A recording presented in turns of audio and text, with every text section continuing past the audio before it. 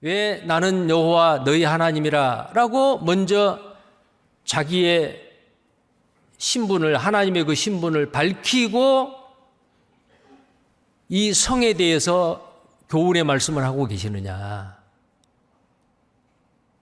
하나님은 거룩하시기 때문에 거룩하신 하나님을 본받게 하기 위함입니다. 레위기서 11장 44절입니다. 조금만 더 보겠습니다. 레위기 11장 44절입니다. 나는 여호와 너희 하나님이라. 내가 거룩하니 너희도 몸을 구별하여 거룩하게 하고 땅에 기는 바 기어다니는 것으로 인하여 스스로 더럽히지 말라. 나는 너희의 하나님이 되려고 너희를 애굽 땅에서 인도하여 낸 여호와라. 내가 거룩하니 너희도 거룩할지어다. 자, 왜 우리가 하나님의 말씀을 기쁨으로 감사함으로 행하고 지키느냐. 나를 사랑하는 자는 내 말을 지키는 자가 나를 사랑하는 거다. 예수님께서도 말씀하셨죠. 왜 우리가 하나님을 사랑합니까? 나를 구원해 주셨거든요. 그 은혜가 얼마나 크고 얼마나 감사해요.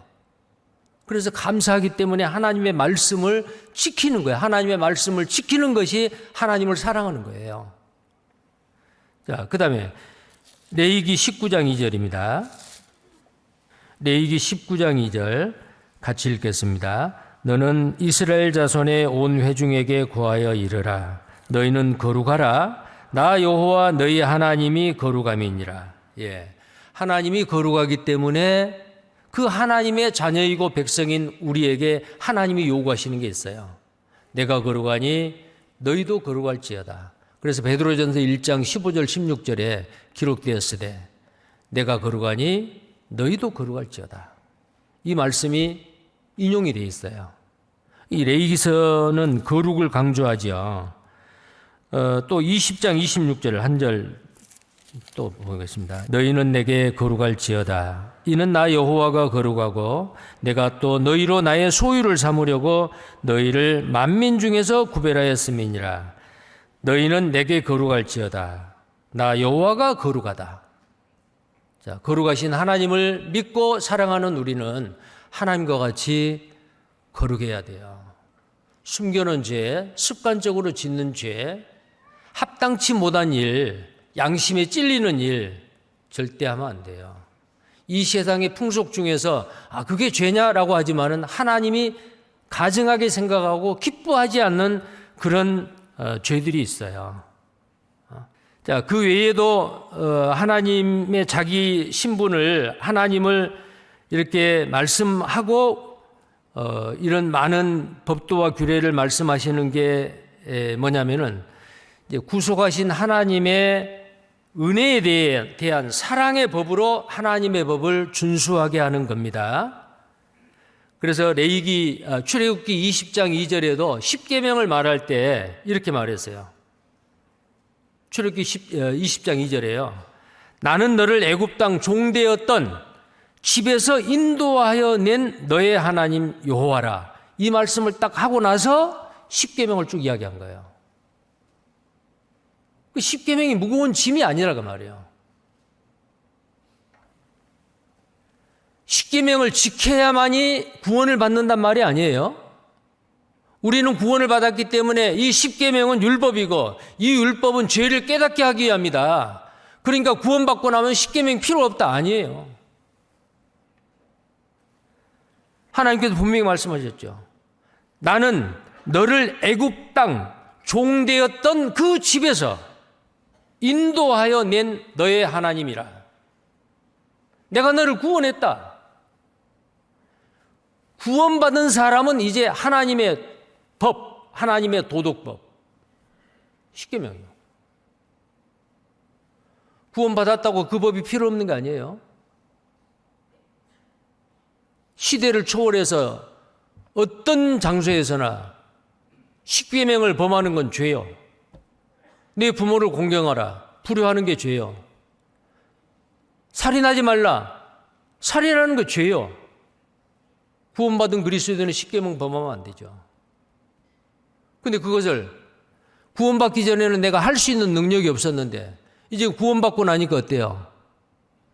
나를 구원해 주신 것이 너무 기쁘고 감사해서 하나님이 싫어하는 그 죄는 멀리하고 하나님이 거룩하니까 나도 거룩해야 되고, 거룩한 게 뭐예요? 죄를 짓지 않는 생활, 깨끗하게 사는 생활, 구별된 생활. 십계명을 지키려고 지킨 것이 아니고 나를 구속했던 주님의 은혜가 너무 크므로 감사함으로 기쁨으로 주님의 말씀을 붙잡고 살고 뒤를 돌아다 보니까 나도 모르는 사이에 십계명이 지켜져 버린 거예요. 근데 구원받은 그리스도인이 뒤를 돌아다 보니까 십계명 많이 범한다. 구원받고 나서 잘못 산 거죠.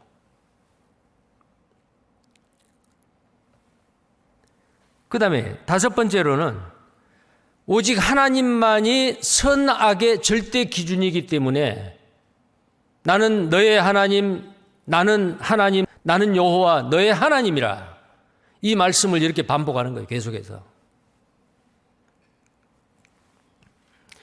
오직 하나님만이 선악의 절대 기준입니다. 그래서 하나님의 입으로 나오는 그 말씀은 내가 이해가 안 되더라도 그게 선이요.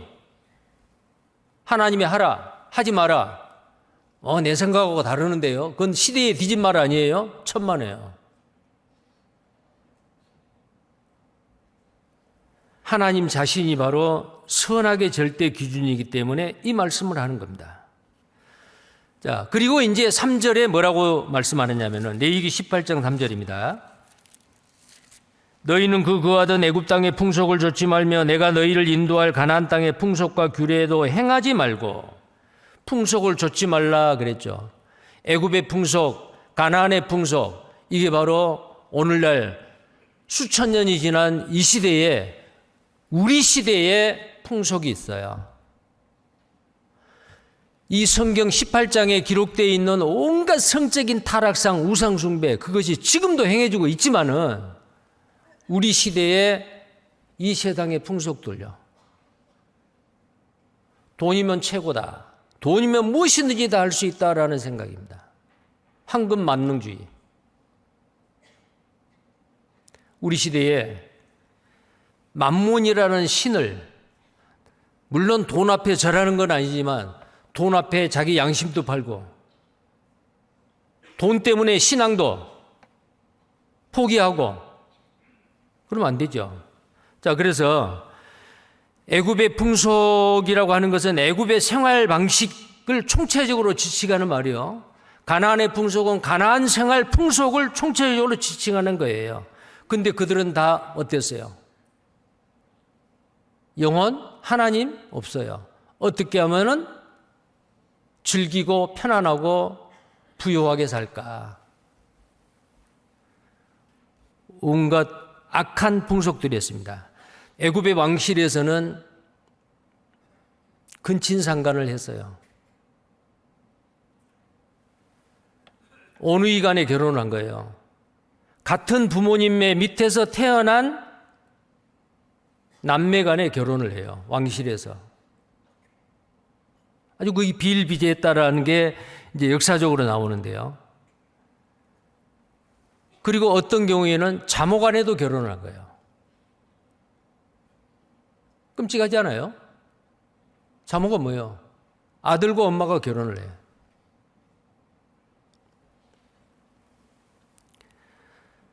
동성애를 했습니다. 동성애를 하지 마라. 그것은 그런 죄를 행했기 때문에. 그리고 창세기 19장 5절에 과거에 애굽에서 가까운 땅인 창세기 19장 5절 소돔과 고모라, 집단적으로 그룹 성행위를 하려고 남자들이 늙은 사람 젊은 사람 모여들어가지고 오늘 밤에 네 집에 들어가는 그 사람들을 끌어내라. 우리가 그들과 함께 상관하리라. 그게 동성애죠. 동물과의 수관이요. 애굽의 풍속, 가나안의 풍속이 그랬습니다. 특히 애굽에서는 판이라고 하는 염소 모양의 그 염소를 신으로 섬겼는데 그 신을 섬기는 그 신전에서 염소와 여사제들이, 순염소와 여자가 성행위를 하는 거예요. 그게 실제로 문헌에 나와요. 애굽에서의 판신이라고 하는 수염소와 여자, 가나안에서는 암소와 남자, 로마에서는 개와 남자, 이것이 아주 창궐했습니다. 근데 하나님은 어때요? 이런 난잡한 이 풍속을 반드시 배경하라. 하나님 보시기에 이것은 정말 가증하고 문란한 행위다. 구원받은 그리스도인이 이 시대에, 우리가 살고 있는 이 시대의 풍속, 이런 죄들이 하나도 없어지지 않냐고 그대로 우리가 살고 있는 이 시대까지 지금 이어져 내려오고 있지만은, 지금 우리에게 아까 말했죠. 돈이면 다 된다는 생각. 이 세상의 풍조는, 이 세상의 풍속은, 이 세상의 풍조나 사조 마찬가지입니다. 인격이나 성품보다도 외모나 학벌을 더 따지는 것, 성공하고 출세하면 된다는 것, 적당히 타협하고 요령껏 사는 것, 정직하고 순결을 지키는, 순결하고 희생의 삶을 손해로 여기는 것, 사랑하기보다 미워하는 것, 쾌락을 사랑하기를 하나님 사랑하기보다 더하는 것. 그래서 마약에 중독이 되고 성에 중독이 되고,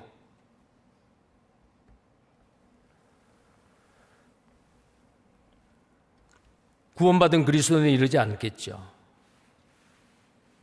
그러나 구원을 받았다고 하는 우리 중에서 누군가가 아무도 모르게 이런 그 나쁜 이 세상의 풍속에 물들어 있다면 버려야 됩니다. 창세기 35장에 바단 아람에서 자기 두 아내와 11아들을 데리고 다시 이스라엘로 돌아왔던 야곱, 세겜 땅 상수리 나무 밑에 모든 우상의 장신구를 다 모아가지고 상수리 나무 밑에 파묻고 베델에 가서 단을 쌓고 하나님을 사랑하고 섬기는 일을 다시 시작했죠. 구원받은 그리스도인은 알게 모르게 생각 가운데, 내 생활 습관 가운데 배어드는 이 세상의 풍속, 하나님이 기뻐하지 않는 것, 하나님이 악하다고 생각하는 것, 그것은 우리 각자 우리 양심이 알고 있습니다. 어때야 돼요? 버려야 됩니다. 버려야 돼요. 쫓지 말라. 이 풍속을 쫓지 말라. 자, 대표적인 이 세상 마지막 때 말세의 풍속이 바로 뭐냐면 이겁니다. 디모데후서 3장입니다. 디모데후서 3장에 이 마지막 시대의 말세의 그 풍조를 19가지로 이렇게 말하고 있어요. 제가 쭉 보겠습니다. 3장 1절부터입니다. 5절까지. 내가 이것을 알라. 말세에 고통하는 때가 이르리니 사람들은 자기를 사랑하며. 이 세상의 풍속이요, 이 세상의 사조고 풍조입니다. 자기를 사랑하며, 돈을 사랑하며, 자긍하며, 교만하며, 회방하며, 부모를 거역하며, 감사치 아니하며, 거룩하지 아니하며, 무정하며, 원통함을 풀지 아니하며, 참소하며, 절제하지 못하며, 사나우며, 선한 것을 좋아 아니하며, 배반하여 팔며, 조급하며, 자고하며, 쾌락을 사랑하기를 하나님 사랑하는 것보다 더하며, 경건의 모양은 있으나 경건의 능력은 부인하는 자니 이 같은 자들에게서 내가 돌아서라. 쫓지 마라 그 말이요. 복 있는 사람은 악인의 꾀를 쫓지 아니야. 악인의 꾀를 쫓지 않는다 그랬죠. 지금 우리가 살고 있는 이 시대에 다 나타나는 이 징조들이요, 말세의 징조들이요, 도덕, 윤리적으로 아주 타락한, 하나님이 보시기에 가증히 여기는 이 세상의 풍속들입니다. 자, 우리는 어떻게 해야 돼요? 단호히 배격해야 돼요. 그러면 배격하는 것은, 하지 않는 것은, 쫓지 않는 것은 소극적인 거잖아요. 적극적으로, 공세적으로 해야 될 것은 뭐예요? 오늘 읽은 18장 5절에 있는 말씀이요. 자, 18장 5절에 있는 말씀인데, 18장 5절 같이 읽겠습니다. 너희는 나의 규례와 법도를 지키라. 사람이 이를 행하면 그로 인하여 살리라. 나는 여호와니라. 살리라 그 말은 사랑과 은혜를 받으리라, 복을 받으리라, 번영하리라. 이 땅에서뿐만 아니고 주님 앞에 갔을 때 하나님의 법도와 규례를 행하라 그랬잖아요. 하지 말아야 될 건 하지 말아야 되고 쫓지 않을 건 쫓지 않아야 되고, 그것은 수동적이고 수세적이요 방어적이죠. 그러나 그보다 더 중요한 것은 뭐예요? 적극적으로 하나님의 말씀을 믿음으로 행하고 순종하는 삶, 하나님은 우리에게 원하고 계십니다. 그리했을 때 하나님께 복을 받습니다.